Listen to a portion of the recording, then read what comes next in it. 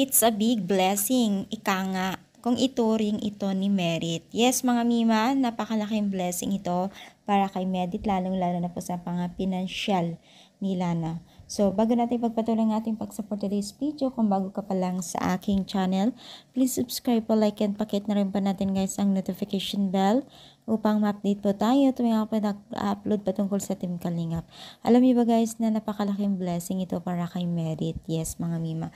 Dahil kung makikita po natin dito ay may hawak siyang papel. Ito ay isang Google AdSense. So, kumbaga ito yung katibayan na siya mismo yung may-ari ng kanyang YouTube channel. So ito yung pinapadala po ng ng Team Google, no?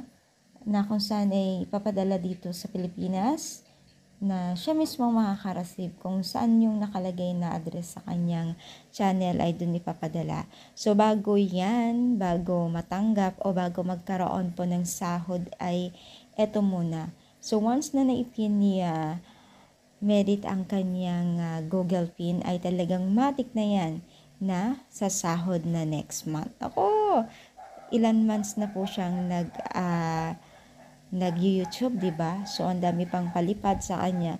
So ibig sabihin niyan ay talagang naipon ang kanyang sahod. So mga 6 digits siguro ang sasahodin ni Merit, no? Congratulations, no? Dahil syempre ito ay big blessing and another blessing na naman po sa kanya, no? So tuloy-tuloy ang blessing ni Merit and syempre mas lalong mapapaganda niya yung pabahay sa Albay kung hindi tayo nagkakamali, no?